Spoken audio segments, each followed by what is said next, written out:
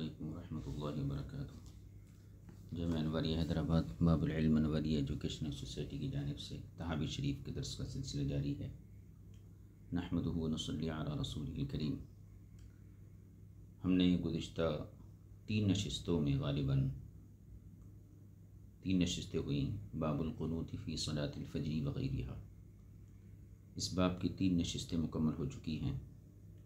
گزشتہ جو سبق ہو چکا ہے اس کو اختصار کے ساتھ میں ایک بار عرض کر دیتا ہوں تاکہ آج کا مضمون سابقہ مضمون سے مربوط ہو جائے۔ مسئلہ یہ ہے کہ فجر کی نماز میں قنوت کا حکم کیا ہے۔ شوافی اور مالکیہ کے یہاں فجر کی نماز میں قنوت مشروع ہے، جبکہ احناف اور حنابلہ کے یہاں مشروع نہیں ہے۔ صاحب کتاب نے 7 صحابہ کرام کی روایتیں باب کے آغاز میں ذکر کی تھیں، شوافی اور مالکیہ کی تائید میں۔ امام طحاوی علیہ الرحمہ نے ان تمام روایتوں کو پہلے نقل کیا، اس کے بعد ایک ایک روایت کا جواب ارشاد فرمایا۔ ہم نے تقریباً 6 حدیثوں کا، یعنی کہ 6 صحابہ سے جو حدیث مروی ہیں ان حدیثوں کا جواب پیش کر دیا ہے۔ آج ہم حضرت ابو ہریرہ کی حدیث کا جواب پیش کریں گے۔ حضرت ابو ہریرہ رضی اللہ تعالیٰ عنہ کی حدیث بالکل باب کے آغاز میں گزری تھی۔ پہلے ایک مرتبہ ہم اس حدیث پر نظر ڈال لیتے ہیں تاکہ جواب کے سمجھنے میں آسانی ہو۔ یہ سب سے پہلی حدیث تھی باب کی۔ سعید ابو سلمہ، یہ دونوں ابو ہریرہ سے روایت کرتے ہیں۔ کان رسول اللہ صلی اللہ علیہ وسلم یقول حین یفرغ من صلاة الفجر من القراءة ویکبر ویرفع رأسه ویقول سمع اللہ لمن حمدہ ربنا ولک الحمد، یقول وهو قائم اللهم انجِ الولید بن الولید وسلمة بن هشام وعیاش بن ابی ربیعہ والمستضعفین من المؤمنین اللهم اشدد وطأتك على مضر وجعلها عليهم كسن یوسف اللهم لعن لحیان ورعلا وذکوان وعصیہ عصت اللہ ورسولہ۔ یہ ابو ہریرہ کی سب سے طویل اور مفصل حدیث تھی۔ اس کے بعد اس کی مختلف سندیں صاحب کتاب نے ذکر کی تھیں۔ یہ حدیث ہم پڑھ لیے۔ اب امام طحاوی کی گفتگو سنیے۔ آپ فرماتے ہیں وکان ابو ہریرہ احد من روی عنہ عن رسول اللہ صلی اللہ علیہ وسلم ایضا القنوت فی الفجر، اور جن حضرات نے فجر کی نماز میں حضور اکرم صلی اللہ علیہ وسلم سے قنوت کو روایت کیا ان میں سے ایک روایت کرنے والے حضرت ابو ہریرہ بھی ہیں۔ تو ابو ہریرہ نے یہ حدیث روایت کی کہ حضور اکرم صلی اللہ علیہ وسلم نے فجر کی نماز میں جو ہے دعائے قنوت پڑھی، یعنی قنوت آپ نے پڑھی ہے۔ تو اس سلسلے میں اس حدیث کو ہم نے پڑھا کہ کچھ لوگوں کے لیے حضور نے دعا کی اور کچھ لوگوں کے لیے بد دعا کی۔ اب جواب اس طریقے سے ہے کہ ابو ہریرہ رضی اللہ تعالیٰ عنہ کی روایت میں صاف طور پر یہ موجود ہے کہ حضور اکرم صلی اللہ علیہ وسلم نے ایک قوم کے لیے یعنی مسلمانوں کے لیے نجات کی دعا کی اور کافروں پر لعنت کی دعا کی۔ اور جب یہ آیت کریمہ نازل ہوئی لیس لک من الامر شیء، تو حضور اکرم صلی اللہ علیہ وسلم نے اپنے اس سلسلے عمل کو یعنی قنوت کے پڑھنے کے عمل کو موقوف کر دیا، ختم کر دیا۔ اس سے واضح ہوتا ہے کہ حضرت ابو ہریرہ کی روایت بھی یہ منسوخ ہے۔ اتنے کا ہم ترجمہ کر لیتے ہیں۔ دیکھیے وکان ابو ہریرہ رضی اللہ عنہ احد من روی عنہ عن رسول اللہ صلی اللہ علیہ وسلم ایضا القنوت فی الفجر، اور جن حضرات نے فجر کی نماز میں حضور اکرم صلی اللہ علیہ وسلم سے قنوت کو نقل کیا ہے ان میں سے ایک نقل کرنے والے حضرت ابو ہریرہ رضی اللہ تعالی عنہ بھی ہیں۔ فذلک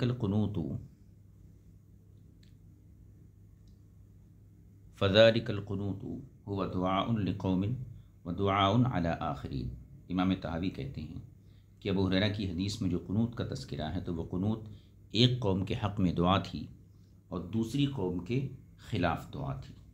وفی حدیثہ، اور ابو ہریرہ کی ہی روایت میں یہ کلمات بھی آئے ہیں کیا ان رسول اللہ صلی اللہ علیہ وسلم ترکا، کہ حضور اکرم صلی اللہ علیہ وسلم نے ترک ذالک حین انزل اللہ عز وجل لیس لک من الامر شیء الآیہ۔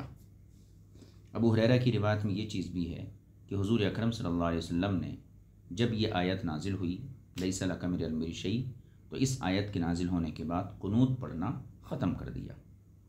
تو خلاصہ یہ کہ ابو ہریرہ کی روایت میں یہ صراحت ہے کہ وہ جو قنوت روایت کرتے ہیں وہ ایک قوم کے حق میں دعا تھی اور دوسری قوم کے خلاف دعا تھی، اور ابو ہریرہ کی روایت میں اس چیز کی تصریح ہے کہ حضور اکرم صلی اللہ علیہ وسلم نے آیت کے نازل ہونے کے بعد قنوت کو پڑھنا ختم کر دیا۔ تو اس سے صاف واضح ہو گیا کہ حضرت ابو ہریرہ کی یہ روایت بھی منسوخ ہے۔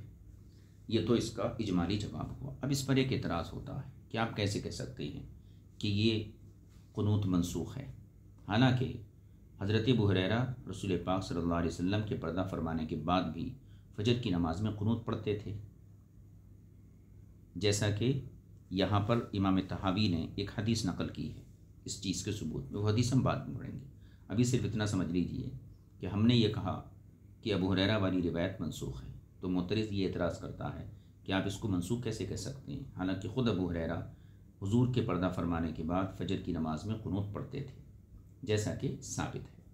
تو اس کا جواب امام طحاوی نے اس طریقے سے دیا کہ جس روایت سے آپ نے یہ ثابت کیا کہ حضرت ابو ہریرہ فجر کی نماز میں حضور کے پردہ فرمانے کے بعد بھی قنوت پڑھتے تھے، تو اس سے یہ معلوم ہوتا ہے کہ حضرت ابو ہریرہ کے نزدیک آیت کریمہ کے ذریعے بد دعا کا حکم منسوخ ہو گیا، یعنی کفار و مشرکین کے خلاف بد دعا کا حکم منسوخ ہو گیا، لیکن نفس قنوت کا حکم باقی ہے۔ اس لیے ابو ہریرہ جو ہے نفس قنوت پڑھتے تھے۔ لہذا یہ کہا جا سکتا ہے کہ حضرت ابو ہریرہ کی روایت اور عمل سے قنوت فجر کا جواز ثابت ہوتا ہے۔ تو امام طحاوی نے گویا کہ معترض کے اعتراض کو اور مضبوط اپنے اس انداز سے کر دیا۔ اب پہلے ہم اس عبارت کو پڑھ لیتے ہیں، دیکھیے۔ فَإِنْ قَالَ قَائِلٌ، اگر کوئی معترض کہنے والا یہ کہے فَكَيْفَ يَجُوزُ أَنْ يَكُونَ هَذَا هَكَذَا، یہ کیسے ممکن ہے کہ یہ حدیث منسوخ ہو؟ وَقَدْ كَانَ أَبُو هُرَيْرَةَ بَعْدَ النَّبِي صلی اللہ علیہ وسلم يَقْنُتُ فِي الصُّبْحِ، حالانکہ خود ابو ہریرہ رسول پاک صلی اللہ علیہ وسلم کے پردہ فرمانے کے بعد فجر میں قنوت پڑھتے تھے۔ فذکر، اور وہ معترض یہ حدیث بیان کرے اس سلسلے میں ابو ہریرہ کی فجر کی نماز میں قنوت پڑھنے کی ثبوت میں یہ حدیث پیش کرے، جیسے ما قد حدثنا یونس قال حدثنا عبد اللہ بن یوسف، پھر تحویل سند ہے، وحدثنا روح بن الفرج قال حدثنا یحیی بن عبد اللہ بن بکیر قال حدثنا بکر بن مضر عن جعفر بن ربیعہ عن الاعرج قال، اعرج کہتے ہیں کان ابو ہریرہ رضی اللہ عنہ یقنط فی صلاۃ الصبح، کہ حضرت ابو ہریرہ فجر کی نماز میں جو ہے قنوت پڑھتے تھے۔ تو معترض کا کہنا یہ ہے کہ ابو ہریرہ کی وہ روایت کیسے منسوخ ہو سکتی ہے جبکہ خود حضور کے پردہ کرنے کے بعد حضرت ابو ہریرہ فجر میں قنوت پڑھتے تھے، جیسا کہ اس روایت سے ثابت ہوتا ہے۔ تو امام طحاوی اس پر تبصرہ کرتے ہیں۔ قال، امام طحاوی نے کہا فدل ذلك على ان المنسوخ عند ابي هريره انما كان هو الدعاء على من دعا عليه رسول اللہ صلی اللہ علیہ وسلم، فرماتے ہیں فدل ذلك، اس حدیث نے، کس نے، کہ حضرت ابو ہریرہ فجر میں قنوت پڑھتے تھے، اس حدیث نے اس بات کو بتایا کہ ابو ہریرہ کے نزدیک جو چیز منسوخ ہے وہ کیا ہے؟ انما کان هو الدعاء علی من دعا علیہ رسول اللہ صلی اللہ علیہ وسلم، کافروں کے خلاف بد دعا کرنا حضور کا یہ منسوخ ہے۔ فاما القنوت الذی کان مع ذلک فلا، لیکن اس بد دعا کے ساتھ جو قنوت حضور پڑھے تھے وہ ابو ہریرہ کے نزدیک منسوخ نہیں ہے۔ اس سے یہ ثابت ہوا۔ تو اس سے کیا پتہ چلا کہ قنوت منسوخ نہیں ہے، بد دعا کرنا منسوخ ہے۔ اب سوال یہ بنتا ہے کہ آپ نے کہا کہ ابو ہریرہ کی وہ روایت منسوخ ہے، حالانکہ ابو ہریرہ حضور کے پردہ فرمانے کے بعد بھی فجر میں قنوت پڑھتے تھے، تو ابو ہریرہ کے پڑھنے سے یہ پتہ چلتا ہے وہ منسوخ نہیں ہے۔ تو امام طحاوی نے کہا کہ ممکن ہے کہ ابو ہریرہ کے نزدیک بد دعا کرنا منسوخ ہو لیکن قنوت یہ ثابت ہو۔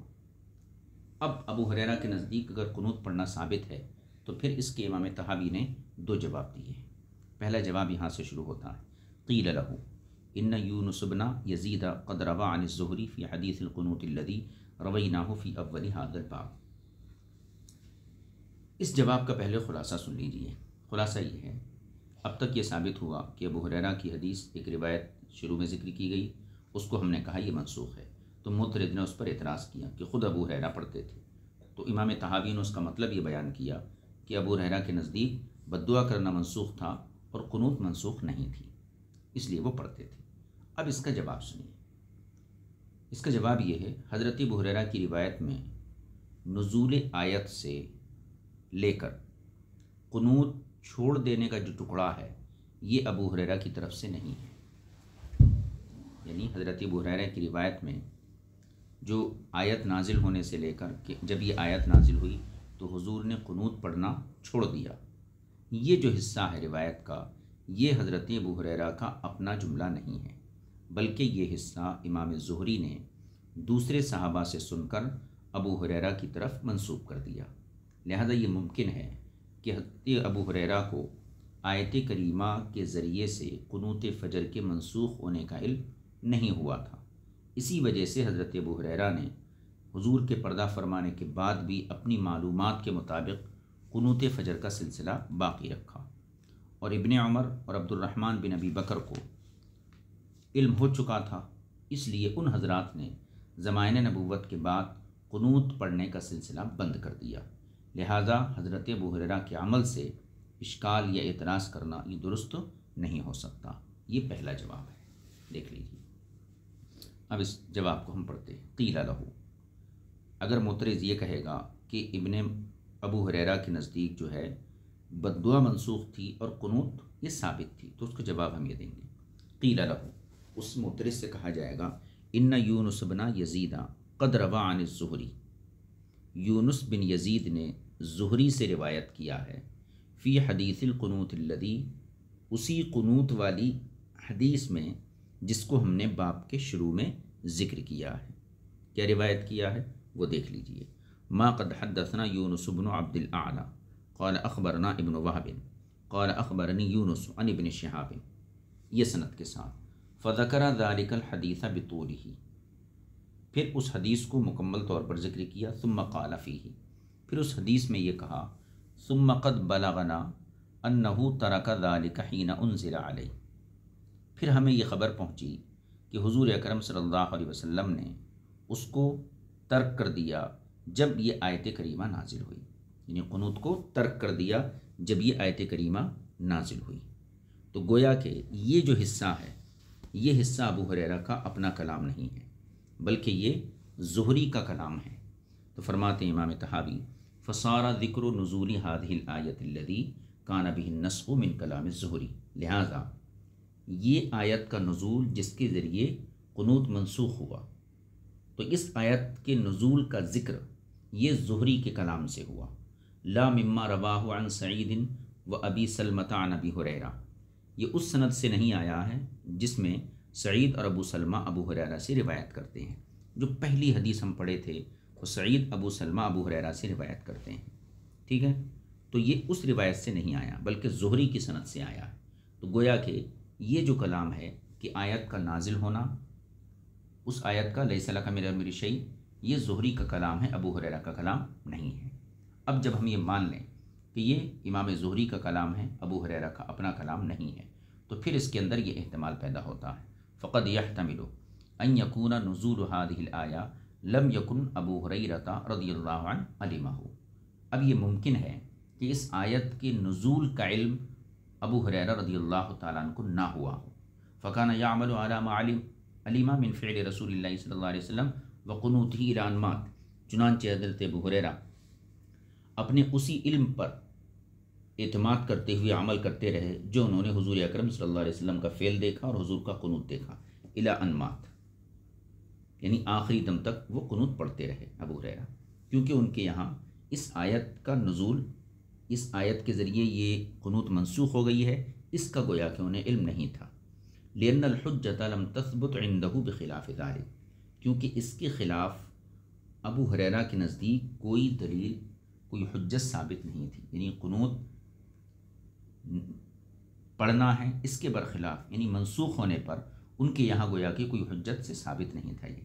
وعلم عبد اللہ بن عمر و عبد الرحمن بن ابی بکر، اور ان دونوں حضرات نے، عبداللہ بن عمر اور عبد الرحمن بن ابی بکر نے یہ سمجھ لیا تھا اور یہ جان لیا، ان نزول هذه الآیہ کان نسخا لما کان رسول اللہ صلی اللہ علیہ وسلم یفعلہ، کہ اس آیت کریمہ کا نازل ہونا یہ حضور اکرم صلی اللہ علیہ وسلم کے اس فعل کا نسخ ہے جو حضور کیا کرتے تھے، یعنی قنوت کا منسوخ ہونا اس آیت سے ہے۔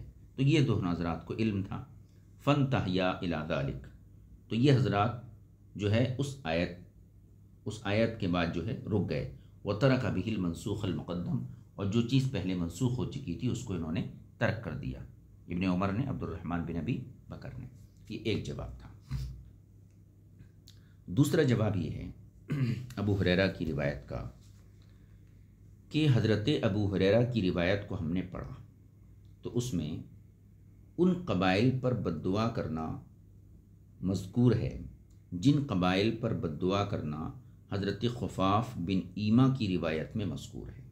لہذا جس طرح خفاف بن ایما کی روایت منسوخ ہے، اسی طرح حضرت ابو ہریرہ کی روایت بھی منسوخ ہوگی،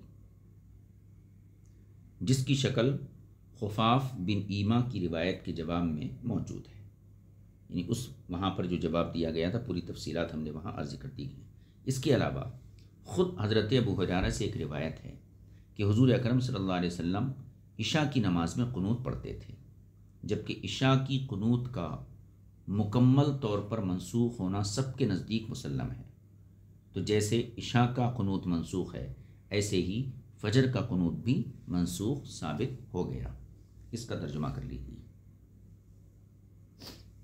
وحجۃ اخری، اور ابو ہریرہ کی روایت کا دوسرا جواب، دوسری دلیل یہ ہے کہ ان فی حدیث بن ایما، یعنی خفاف بن ایما کہ ابن ایما کی حدیث میں یہ ہے، کیا ہے؟ قال ان رسول اللہ صلی اللہ علیہ وسلم قال حین رفع رأسه من الرکعۃ غفار غفر اللہ له. خفاف بن ایما کی حدیث میں یہ کلمات ہیں کہ حضور اکرم صلی اللہ علیہ وسلم نے رکوع سے سر اٹھانے کے بعد فرمایا، کیا فرمایا؟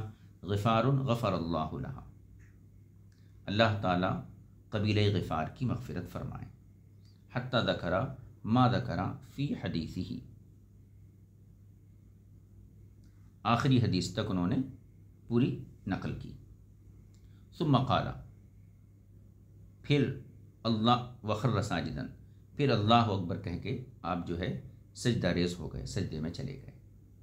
فثبت بذالک، تو اس سے یہ ثابت ہوا ان جمیع ما کان یقولہ ہوا ما ترک بنزول تلک الآیہ، اس سے یہ ثابت ہوا کہ آپ نے نزول آیت کے بعد ان کلمات کو نہیں چھوڑا. فثبت بذالک، اس سے یہ ثابت ہوا ان جمیع ما کان یقولہ ہوا، کہ جو کچھ آپ پہلے کہتے تھے، جو کلمات آپ کہتے تھے، ما ترک بنزول تلک الآیہ، اس آیت کے نازل ہونے کے بعد آپ نے اس کو نہیں چھوڑا. وما کان یدعو بہ ما ذلک من دعائہ للاسر الذین کانوا بمکہ، بلکہ مکہ مکرمہ میں قیدیوں کے لیے دعا مانگتے رہے، قیدیوں کے لیے دعا مانگتے رہے. ثم ترک ذلک عندما قدموا، جب وہ قیدی آ گئے تو آپ نے اس کو ترک کر دیا. ٹھیک ہے، یہ پورا خلاصہ تھا حضرت خفاف بن ایما کی حدیث کا. اب ابو ہریرہ کی حدیث دیکھیے. وقد روى ابو ہریرہ رضی اللہ عنہ ایضا فی حدیث یحیی بن ابی کثیر الذی قد رویناہ فیما تقدم منا فی ھذا الباب عنہ عن ابی سلمۃ عن ابی ہریرہ. اس کا ترجمہ کر لیجیے. اس سے پہلے جو ہم نے یحییٰ بن کثیر کی روایت نقل کی ہے کہ ابو سلمہ اور حضرت ابو ہریرہ، ابو سلمہ حضرت ابو ہریرہ سے روایت کرتے ہیں. کیا روایت کرتے ہیں؟ تو اس میں کیا ہے؟ فذکر القنوت، اس میں قنوت کا ذکر ہے. اس میں کیا تذکرہ ہے؟ وفیہ، اور اس حدیث میں یہ ہے قال ابو ہریرہ، ابو ہریرہ نے کہا وَأَصْبَحَ ذَاتَ يَوْمٍ وَلَمْ يَدْعُ لَهُمْ، یعنی ایک دن فجر کی نماز میں ان قیدیوں کے لیے حضور نے دعا نہیں مانگی. فذکرت ذلک، تو میں نے عرض کیا، پوچھا تو حضور فقال، تو حضور نے فرمایا اوما تراہم قد قدموا علیہ، کیا تم نہیں دیکھتے وہ میرے پاس آ چکے ہیں. مطلب ان کے آنے کے بعد حضور نے دعا کو موقوف کر دیا. اب یہاں دیکھیے دونوں روایتوں کو امام طحاوی نے یہاں جمع کر دیا. حضرت خفاف بن ایما کی روایت کو اور ابو ہریرہ کی روایت کو. دونوں کا مضمون ایک ہی ہے۔ خفاف بن ایما کی روایت میں بھی چند قبیلوں کے حق میں دعا ہے، اور ابو ہریرہ کی روایت میں بھی چند قبیلوں کے حق میں دعا ہے، ایک بات۔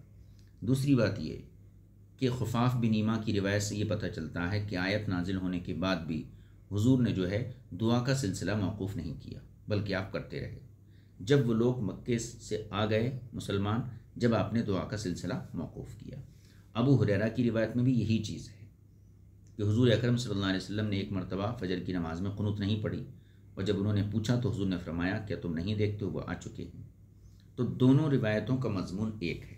اس لیے امام طحاوی نے فرمایا کہ جس طرح خفاف بن ایما کی روایت کا منسوخ ہونا ہم پہلے ثابت کر چکے ہیں، اسی طریقے سے ابو ہریرہ کی روایت بھی منسوخ ہے۔ اس کے علاوہ ایک ضمنی دلیل اور دی ہے، وہ یہ جس کو میں نے شروع میں عرض کیا تھا کہ ففی ذالک، پہلے یہ اس کا ترجمہ کرے، وفی ذالک، اور اس میں یہ بھی ہے، کس میں؟ یحییٰ بن ابی کثیر کی حدیث میں جو اوپر ہم نے ابھی نقل کی تھی، اس میں یہ بھی ہے ان رسول اللہ صلی اللہ علیہ وسلم کان یقول ذلک القنوت فی العشاء الآخرۃ کما کان یقولہ فی الصبح۔ یحییٰ بن ابی کثیر نے جو حدیث ابو ہریرہ سے نقل کی ہے اس میں یہ بھی ہے کہ حضور اکرم صلی اللہ علیہ وسلم وہ قنوت عشاء میں بھی پڑھتے تھے جیسے کہ فجر میں پڑھتے تھے۔ یہ دونوں چیزیں ہیں۔ وقد اجمعوا، حالانکہ تمام فقہا کا اس بات پر اجماع ہے، ان ذلک منسوخ من صلاۃ العشاء الآخرۃ بکمالہ لا الی قنوت غیرہ، جبکہ اس بات پر اجماع ہے کہ عشاء کی نماز سے مکمل طور پر قنوت منسوخ ہے، کسی دوسرے قنوت سے نہیں بدلا گیا، اس کو مکمل منسوخ کر دیا گیا۔ فالفجر ایضا فی النسخ کذالک، لہذا نسخ کے سلسلے میں فجر کا بھی یہی حکم ہوگا۔ یہ جواب یہاں تک امام طحاوی نے ابو ہریرہ کی روایت کو دو دلیلوں سے اس کا جواب دے دیا۔ اب آگے فرماتے ہیں فلما کشفنا وجوہ هذه الآثار آثار المرویۃ عن رسول اللہ صلی اللہ علیہ وسلم فی القنوت، جب ہم نے قنوت کے بارے میں رسول پاک صلی اللہ علیہ وسلم سے مروی ان روایات کا واضح بیان کر دیا، فلم نجدها تدل علی وجوبہ الآن فی صلاۃ الفجر، تو اب نماز فجر میں قنوت کے وجوب پر ہمیں کوئی دلیل نہیں ملی۔ لم نؤمر بہ فیہا وامرنا بترکہ، لہذا ہم اس کو نماز میں پڑھنے کا حکم نہیں دیتے۔ لم نؤمر بہ فیہا، ہم نماز میں اس کو پڑھنے کا حکم بھی نہیں دیتے، وامرنا بترکہ، بلکہ ہم اس کو چھوڑ دینے کا حکم دیتے۔ اب آگے دیکھیے، ما ان ذالک،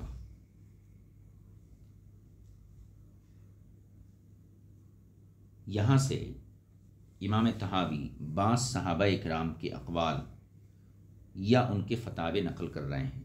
ان اقوال سے بھی ہم اس نتیجے پر پہنچ سکتے ہیں کہ قنوت یہ مشروع نہیں ہے، یعنی نماز فجر میں صحابہ اکرام نے بھی اصلاً قنوت پڑھنے کا انکار کیا ہے۔ تو چند صحابہ اکرام کے اقوال یہاں امام طحاوی ذکر کر رہے ہیں۔ دیکھیے، ما ان بعض اصحاب رسول اللہ صلی اللہ علیہ وسلم قد انکرہ اصلا، اس کے علاوہ بعض صحابہ اکرام نے تو اس کا بالکل ہی انکار کیا ہے۔ جیسے اب ایک حدیث پڑھیے، کما حدثنا علی بن معبد وحسین بن نصر وعلی بن شیبۃ عن یزید بن ہارون قال اخبرنا ابو مالک اشجعی سعد بن طارق قال قلت لابی، سعد بن طارق نے کہتے ہیں کہ میں نے اپنے والد سے کہا، یا ابتی، اے میرے والد محترم، انک قد صلیت خلف رسول اللہ صلی اللہ علیہ وسلم وخلف ابی بکر وخلف عمر وخلف عثمان وخلف علی ہا ہنا بالکوفۃ قریبا من 5 سنین، اے میرے والد، آپ نے حضور صلی اللہ علیہ وسلم کے پیچھے، صدیق اکبر پیچھے، فاروق اعظم کے پیچھے، عثمان غنی، اور یہاں کوفے میں 5 سال آپ نے حضرت علی کے پیچھے نماز پڑھی ہے۔ افکانوا یقنطون فی الفجر، تو کیا یہ حضرات فجر میں قنوت پڑھتے تھے؟ فقالا، تو انہوں نے فرمایا، ای بنیا، محدث، اے میرے بیٹے یہ ایک نئی چیز ہے۔ کیا فرمایا؟ یہ ایک بدعت ہے۔ تو دیکھیے یہاں پر تو صحابہ کرام جو ہے سرے سے جو ہے اس چیز کا انکار کر رہے ہیں اور کہتے ہیں اس کو کہ یہ نئی چیز ہے۔ نئی چیز کا کس معنی میں یہاں پر؟ یعنی حضور اکرم صلی اللہ علیہ وسلم کے زمانے میں اس کی اصل نہیں تھی۔ قال ابو جعفر، اب یہ تو قول ہو گیا ان کا۔ امام طحاوی اس پر تبصرہ کرتے ہوئے کہتے ہیں، قال ابو جعفر، امام طحاوی کہتے ہیں فلسنا نقول انه محدث على انه لم يكن قد كان۔ امام طحاوی کہتے ہیں کہ ہم اسے اس معنی میں بدعت نہیں کہتے کہ یہ بالکل موجود ہی نہیں تھی، یعنی قنوت حضور کے زمانے میں تھی ہی نہیں، اس معنی کے لحاظ سے ہم اس کو بدعت نہیں کہتے۔ ولكنه قد كان بعده ما رویناه فيما قد رویناه في هذا الباب قبل،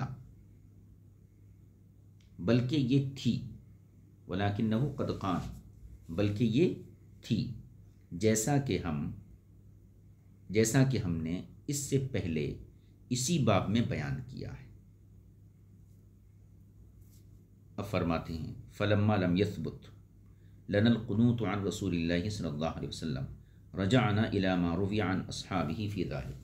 اب حضور کی جو مرفوع حدیثیں تھیں، 7 صحابہ سے شوافع اور مالکیہ کی تائید میں حدیثیں پیش کی گئیں، ان حدیثوں کا ہم نے جواب پیش کر دیا، اور اس اجمالی جواب یہ ہے کہ آیت کے نزول کے بعد وہ حکم منسوخ ہو چکا ہے۔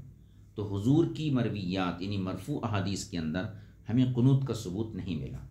تو اب دوسرا طریقہ کیا ہے کہ ہم نے صحابہ کے عمل کو دیکھا، کیا صحابہ کے عمل میں ہمیں ایسی کوئی چیز مل جاتی ہے جو قنوت کے ثبوت پر دلالت کرے؟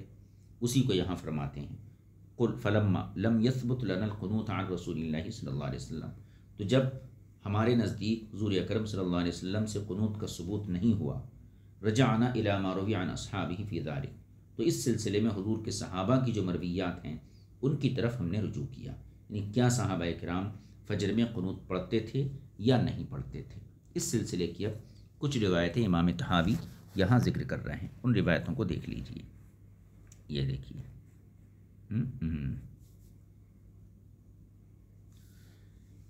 پہلی روایت، یہ حضرت عمر رضی اللہ تعالیٰ عنہ کی روایت یا ان کا عمل ہے کہہ لیجئے، اس عمل کو یہاں پیش کر رہے ہیں۔ اس کو میں اس کی تفسیر عرض کرنے سے پہلے اتنا عرض کر دوں کہ جو صحابہ کی روایتیں امام طحاوی یہاں پیش فرما رہے ہیں کہ فجر کی قنوت کی عدم مشروعیت پر، یعنی فجر میں قنوت مشروع نہیں ہے، اس پر صحابہ اکرام کا عمل پیش کر رہے ہیں، جن میں حضرت عمر کا عمل پہلے پیش کر رہے ہیں، پھر حضرت علی کا، پھر ابن عباس کا، پھر ابن مسعود کا، پھر ابو الدرداء کا، پھر ابن عمر کا، پھر ابن زبیر کا۔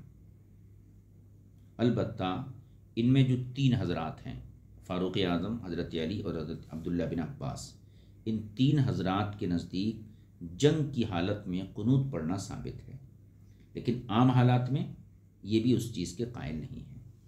اور بعد کے جو 4 صحابہ ہیں، ابن مسعود، ابو الدرداء، ابن عمر، ابن زبیر، ان حضرات کے نزدیک چاہے جنگ کی حالت ہو یا عام حالت ہو، دونوں حالتوں میں قنوت فجر مشروع نہیں ہے۔ تو کم از کم ان صحابہ کی روایتوں سے یہ پتہ چلے گا کہ قنوت کی حیثیت کیا ہے۔ دیکھیے اب پہلی روایت ہم پڑھتے ہیں۔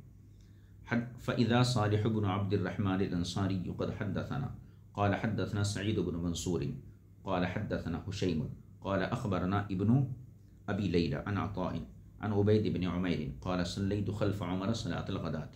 عبید بن عمیر کہتے ہیں کہ میں نے حضرت عمر کے پیچھے جو ہے فجر کی نماز ادا کی، فقنت فیہا بعد الرکوع، تو حضرت عمر نے رکوع کے بعد قنوت پڑھی، وقال فی قنوتہ، اور اپنی قنوت نے انہوں نے یہ کلمات ادا کیے، اللہم انا نستعینک ونستغفرک ونثنی علیک الخیر کلہ ونشکرک ولا نکفرک ونخلع ونترک من یفجرک، اللہم ایاک نعبد ولک نصلی ونسجد والیک نسعی ونحفظ نرجو رحمتک ونخشى عذابک ان عذابک بالکفار ملحق۔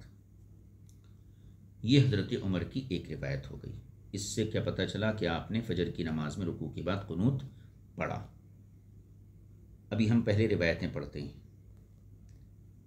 دوسری اس کی حضرت عمر فاروق رضی اللہ تعالیٰ عنہ کی دوسری روایت یہ ہے وَإِذَا بْنُ نہیں وَإِذَا صالح قد حدثنا قال حدثنا سعید قال حدثنا حشیم قال اخبرنا حسین عن ذر بن عبد اللہ الحمدانی عن سعید بن عبد الرحمن بن ابزہ خزاعی عن ابیہ.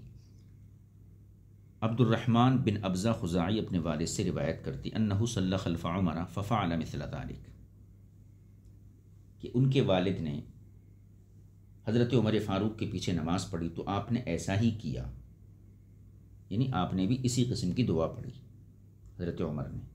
الا انہ قال مگر انہوں نے یہ پڑھا وَنُثْنِي عَلَيْكَ وَلَا نَكْفُرُكَ وَنَخْشَى عَذَابَكَ الْجِدَّ، یہ کلمات ادا کیے.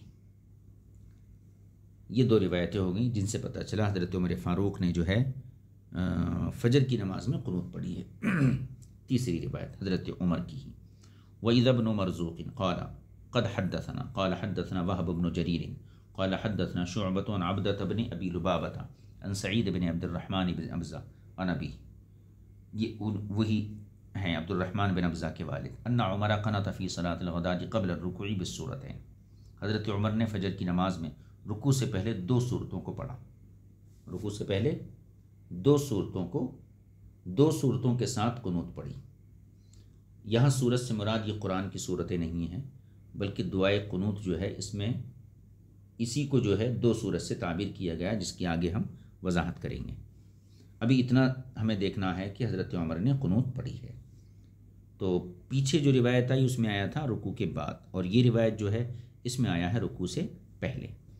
حضرت عمر کی تیسری روایت حدثنا ابو بکرۃ قال حدثنا وهب بن جرير قال حدثنا شعبة عن الحكم عن مقسم عن ابن عباس عن عمر.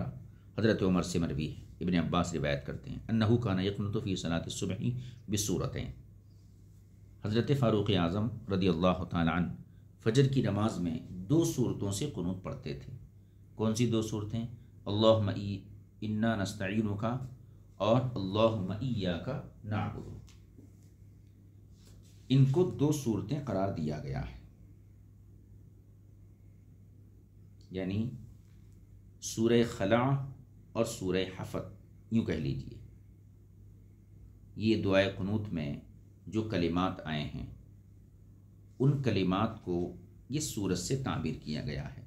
اور ایک روایت یہ بھی ہے کہ یہ منسوخ صورتیں ہیں جن کو قنوت کے طور پر حضرت عمر فاروق یہ پڑھا کرتے تھے. چلیے آگے دیکھیے. ایک حدیث اور ہے حضرت عمر کی، اس حدیث کو بھی ہم پڑھ لیتے ہیں. حدثنا ابو بکرۃ قال حدثنا ابو داود قال حدثنا حمام عن قتادة عن ابی رافع قال صلیت خلف عمر بن الخطاب. ابو رافع کہتے ہیں کہ میں نے فاروق اعظم کے پیچھے نماز پڑھی صلاۃ الصبح، صبح کی نماز. فقرأ بالاحزاب، تو انہوں نے جو ہے سورہ احزاب پڑھی. فسمعت قنوتہ وانا فی آخر الصفوف، اور میں نے حضرت عمر کی قنوت کو بھی سنا حالانکہ میں آخری صف میں تھا، یعنی آخری صف میں نے قنوت سنی. اس سے پتہ چلا کہ آپ نے آواز کے ساتھ گویا کہ قنوت سنی حضرت عمر کی. آگے دیکھ لیجیے. حدثنا ابو بکرۃ، یہ بھی حضرت عمر کی روایتیں ہیں بھی. وحدثنا کہاں گیا حدثنا ابو بکرۃ قال حدثنا معمر قال حدثنا سفیان، پھر تحویل سند ہے. وحدثنا فہد قال حدثنا ابو نعیم قال حدثنا اسرائیل کلاہما عن مخارق عن طارق بن شہاب. طارق بن شہاب کہتے ہیں قال صلیت خلف عمر صلاۃ الصبح، میں نے حضرت عمر کے پیچھے فجر کی نماز پڑھی.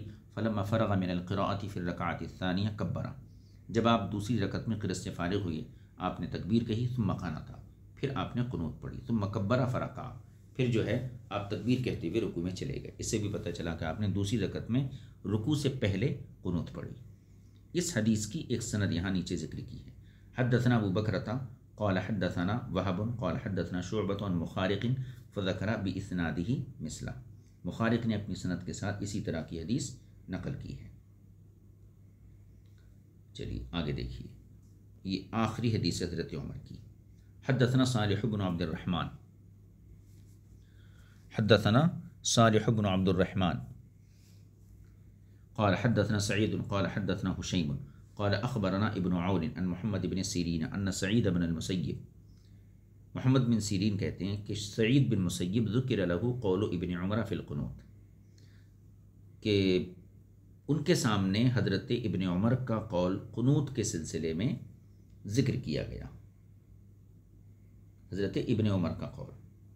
فقال، تو انہوں نے فرمایا، اما انه قد قنت مع ابیہ ولکنہ نسیہ، تو انہوں نے فرمایا کہ ابن عمر نے اپنے والد کے ساتھ قنوت پڑھی لیکن وہ اسے بھول گئے۔ یہ تمام روایتیں حضرت عمر سے نقل کی گئیں۔ ان تمام روایتوں کا خلاصہ کیا ہوا کہ حضرت عمر فجر کی نماز میں قنوت پڑھتے تھے۔ بعض روایتوں سے یہ پتہ چلتا ہے کہ رکوع سے پہلے پڑھتے تھے، اور بعض روایتوں سے یہ معلوم ہوتا ہے کہ رکوع کے بعد پڑھتے تھے۔ یہ تمام روایتیں امام طحاوی نے یہاں ذکر کر دی۔ اب اس کے بعد کچھ ایسی روایتیں ذکر کر رہے ہیں جو اس کے برخلاف ہیں۔ ان روایتوں کا خلاصہ کیا ہوا کہ حضرت عمر فجر میں قنوت پڑھتے تھے۔ اب دوسری روایتیں ذکر کر رہے ہیں جن سے پتہ چلیں گا حضرت عمر قنوت نہیں پڑھتے تھے۔ قال ابو جعفر فقد روی عن عمر ما ذکرنا وروی عنہ خلاف ذلک، حضرت عمر سے ایک تو وہ روایتیں مروی ہیں جو ہم ذکر کرائے ثبوت قنوت کی، وروی عنہ خلاف ذلک، اور حضرت عمر سے اس کے خلاف حدیثیں بھی مروی ہیں۔ اب اس کے بعد وہ حدیثیں امام طحاوی بیان فرما رہے ہیں جو اس کے برخلاف، ان حدیثوں کو بھی ہم پڑھتے ہیں۔ دیکھیے، فحدثنا ابن مرزوق قال حدثنا وهب قال حدثنا شعبۃ عن منصور عن ابراہیم عن الاسود ان عمر، حضرت اسود سے مروی ہے، وہ کہتے ہیں ان عمر رضی اللہ تعالی عنہ لا یقنط فی صلاۃ الصبح، کان لا یقنط فی صلاۃ الصبح، حضرت عمر رضی اللہ تعالی عنہ فجر کی نماز میں قنوت نہیں پڑھتے تھے۔ اب اس کی دوسری حدیث، حدثنا محمد بن خزیمہ قال حدثنا عبد اللہ بن رجاء قال حدثنا زائدۃ عن منصور عن ابراہیم عن الاسود وعمر بن میمون قال، پیچھے روایت میں صرف اسود تھے، یہاں اسود اور عمر بن میمون ان دونوں نے کہا، صلینا خلف عمر الفجر فلم یقنط، ہم نے فاروق اعظم کے پیچھے فجر کی نماز پڑھی لیکن آپ نے قنوت نہیں پڑھی۔ دو روایتیں ہوئی۔ تیسری، حدثنا ابن ابی داود قال حدثنا عبد الحمید بن صالح قال حدثنا ابو شہاب عن الاعمش عن ابراہیم عن القمۃ والاسود ومسروق، اب یہاں تین ہو گئے، القمہ، اسود، مسروق، ان تینوں نے، انہم قالوا، ان تینوں نے کہا، کننا نصلی خلف عمر الفجر فلم یقنط، ہم سب نے فاروق اعظم کے پیچھے فجر پڑھی لیکن فاروق اعظم نے جو ہے قنوت نہیں پڑھی۔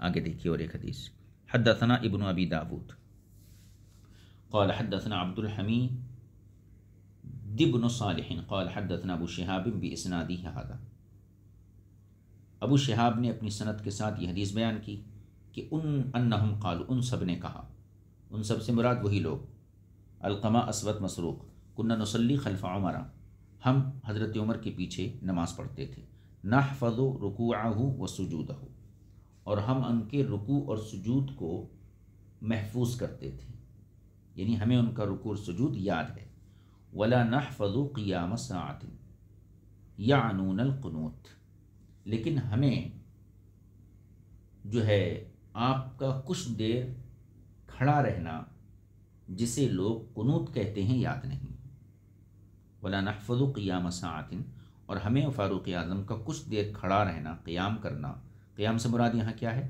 یعنون القنوت، یعنی حضرت عمر کا قنوت پڑھنا، یہ ہمیں یاد نہیں۔ اس سے بھی پتہ چلتا حضرت عمر قنوت نہیں پڑھتے تھے۔ آگے کی حدیث دیکھیے، حدثنا فہد قال حدثنا علی بن معبد قال حدثنا جریر عن منصور عن ابراہیم عن الاسود وعن عمر بن میمون قال، ان دونوں نے کہا، صلینا خلف عمر فلم یقنط فی الفجر، ہم نے فاروق اعظم کے پیچھے فجر پڑھی لیکن آپ نے جو ہے قنوت نہیں پڑھی۔ آخری روایت، یہ اسی روایت کی ایک سند ہے، حدثنا ابو بکرۃ قال حدثنا ابو داود قال حدثنا شعبۃ عن منصور قال سمعت ابراہیم یحدث عن عمر بن میمون نحوہ، یعنی ابراہیم سے میں نے سنا، یہ منصور کہتے ہیں کہ ابراہیم عمر بن میمون سے اسی طریقے کی حدیث روایت کرتے ہیں۔ یہ چند روایتیں ہوئیں جن سے یہ ثابت ہوتا ہے کہ فاروق اعظم فجر میں قنوت نہیں پڑھتے تھے۔ اور شروع میں ہم نے جو روایتیں ظاہر کی، بیان کی امام طحاوی نے، تو ان سے یہ پتہ چلتا ہے کہ فاروق اعظم جو ہیں قنوت پڑھتے تھے۔ اب دو قسم کی روایتیں فاروق اعظم کی جمع ہو گئیں۔ امام طحاوی اس پر تبصرہ کرتے ہوئے فرماتے ہیں، قال ابو جعفر، امام طحاوی نے کہا، فہذا خلاف ما روی عنہ فی الآثار الاولی، یہ حدیثیں ان حدیثوں کے مضمون کے خلاف ہیں جو پہلی والے آثار میں گزرا، یعنی اس سے پہلے حضرت عمر کی جو روایتیں ہم نے ذکر کی اس کا مضمون ایک دوسرے کے متضاد ہے۔ فاحتمل ان یکون قد کان فعل کل واحد من الامرین فی وقت، تو اب اس میں یہ ممکن ہے کہ فاروق اعظم نے دونوں کام ایک ہی وقت میں کیے ہوں، یہ بھی ممکن ہے، دونوں کام ایک وقت میں کیے ہوں۔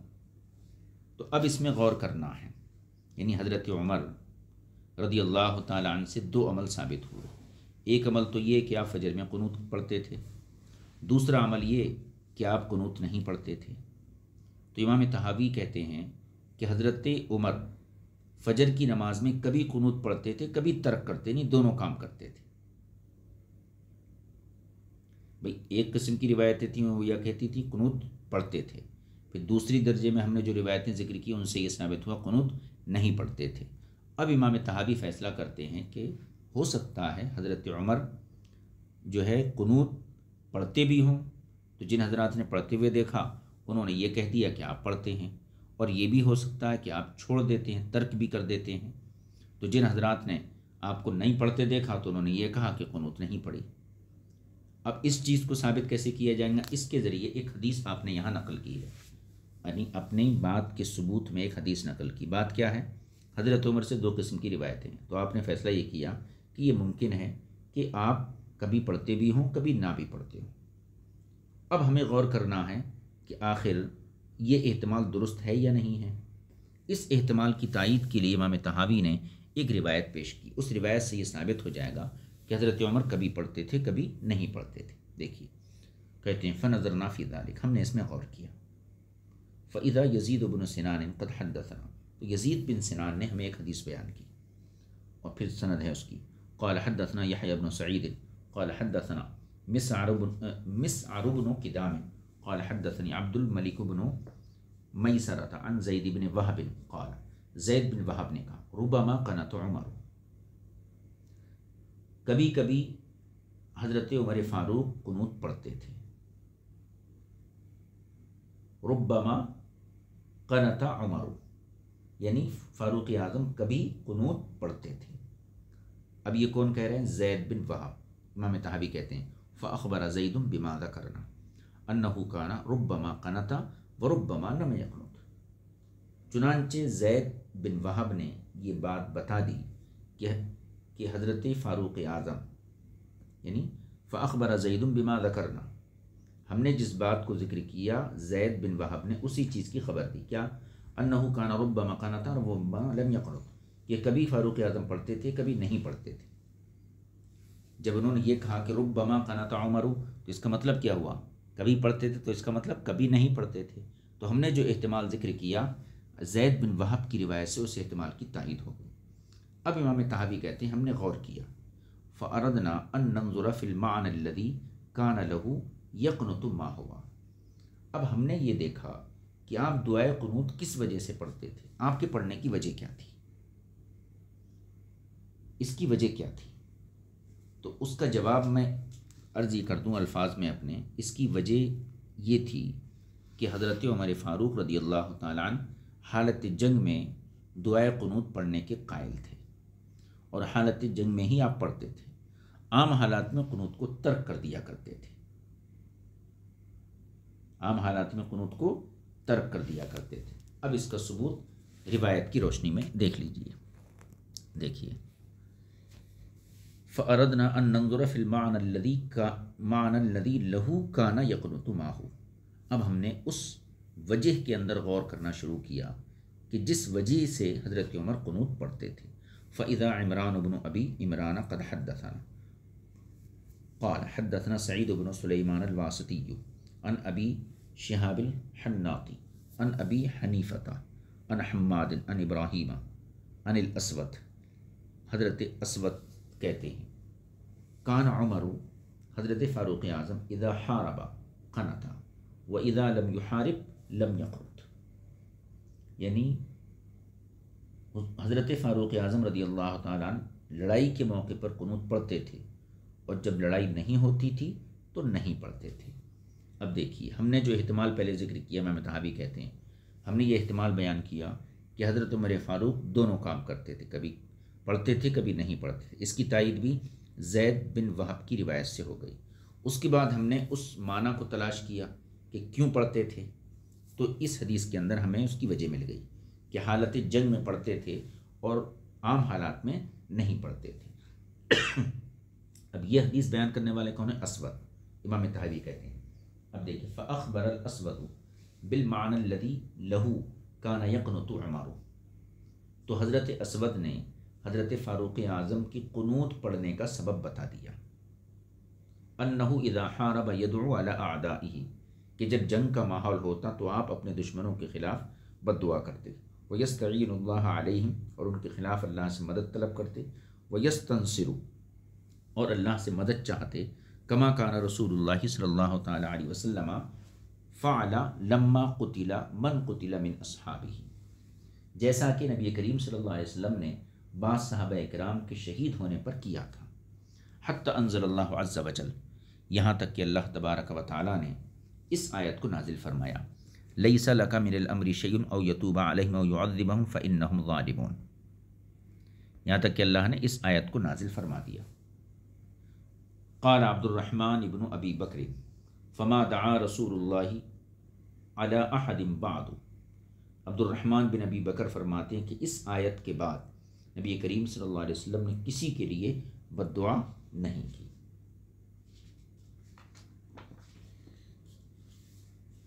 آگے امام طحاوی اس پر تبصرہ کرتے ہیں، دیکھیے فکانت هذه الآیۃ عند عبد الرحمن وعند عبد اللہ بن عمر ومن وافقهما تنسیخ الدعاء بعد ذلك في الصلاة على أحد، ولم يكن عند عمر رضی اللہ تعالی عنہ بناسخة ما كان القتال، وإنما نسخت عنده الدعاء في حال عدم القتال۔ مطلب یہ ہے اس پوری عبارت کا کہ حضرت عمر فاروق رضی اللہ تعالی عنہ کی ساری روایات کو جمع کرنے سے یہ نتیجہ نکلتا ہے کہ حضرت عمر جنگ کی حالت میں دشمنوں پر بد دعا کے لیے قنوت پڑھتے تھے اور عام حالات میں نہیں پڑھتے تھے، لہذا عام حالات میں قنوت فجر حضرت عمر فاروق رضی اللہ تعالی عنہ کے نزدیک مشروع نہیں ہے، بلکہ دشمنوں کے تسلط کی وجہ سے مشروع ہے۔ وہ آیت کریمہ لیس لک من الامر شیء جو ہے وہ عام حالات کے اعتبار سے قنوت فجر کے لیے ناسخ ہے۔ کس کے نزدیک؟ فاروق اعظم کے نزدیک عام حالات کے لحاظ سے ناسخ ہے، اور جنگ کے حالات کے لحاظ سے ناسخ نہیں ہے۔ اور ابن عمر اور عبد الرحمن بن ابی بکر کے نزدیک عام حالات کے اعتبار سے بھی ناسخ ہے، لہذا فریق اول یعنی شوافی اور مالکیہ کا مدعا کسی طرح بھی ان کا دعویٰ ثابت نہیں ہوتا۔ اب اس کا ہم ترجمہ کر لیتے ہیں۔ فکان هذه الآیۃ عند عبد الرحمن وعند عبد اللہ بن عمر ومن وافقہما، چنانچہ یہ آیت عبد الرحمن بن ابی بکر اور ابن عمر ومن وافقہما، اور جو ان کے موافق حضرات ہیں صحابہ میں، ان تمام حضرات کے نزدیک یہ آیت تنسخ الدعاء بعد ذلك، نماز میں کسی کے لیے بد دعا کرنے کو منسوخ کر دیتی ہے، الصلاۃ علی احد، ولم یکن عند عمر بناسخۃ ما کان القتال، لیکن حضرت عمر کے نزدیک یہ آیت لڑائی کے آغاز سے پہلے مانگی جانے والی دعا کے لیے ناسخ نہیں ہے۔ ولم یکن عند عمر بناسخۃ ما کان القتال، یعنی لڑائی کے وقت مانگی جانے والی دعا کے لیے ناسخ نہیں ہے۔ وانما نسخت عنده الدعاء فی حال عدم القتال،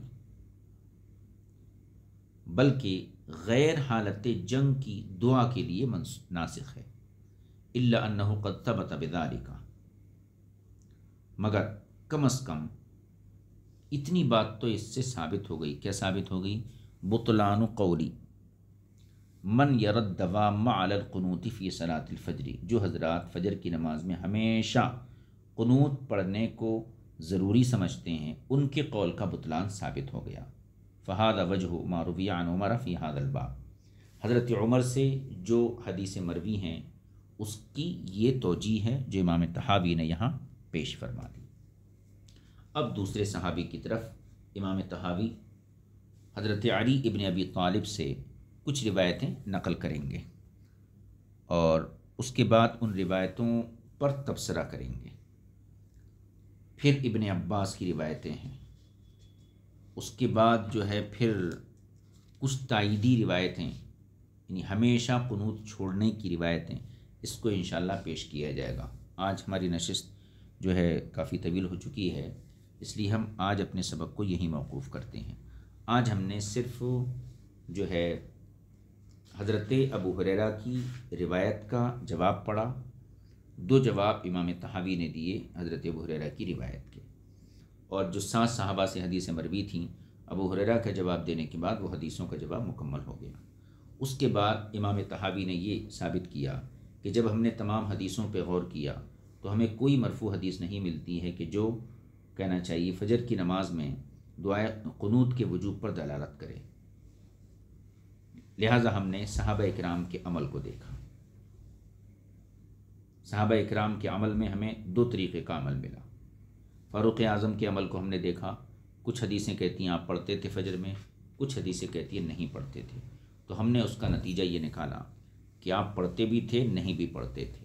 حالت جنگ میں آپ کے نزدیک گویا کہ قنوت منسوخ نہیں تھی، اور وہ آیت کے ذریعے صرف عام حالات میں قنوت کا نسخ ثابت تھا فاروق اعظم کے نزدیک. اب اس کے بعد جو ہے دوسری روایتیں ہیں دوسرے صحابیوں، جیسے حضرت علی کی روایت ہے. 2 قسم کی روایتیں آئیں گی ان کی. ان روایتوں کے اندر پھر نظر قائم کرنے کے بعد ایک نتیجہ بیان کریں گے. ایسی حضرت عبداللہ بن عباس کی روایتیں ہیں، ان کی روایتیں نقل کرنے کے بعد ان میں نظر قائم کر کے ایک صحیح فیصلہ، پھر اخیر میں اپنے مذہب کی تائیدی روایتیں پیش کریں گے. ان تمام باتوں کو انشاءاللہ ہم آئندہ درس میں آپ کی خدمت میں رکھیں گے. آج اپنے سبق کو یہیں جو ہے موقوف کر دیتے ہیں. صلی اللہ علی نبی الامی الکریم و آلہ و صحبہ اجمعین والحمد للہ رب العالمین.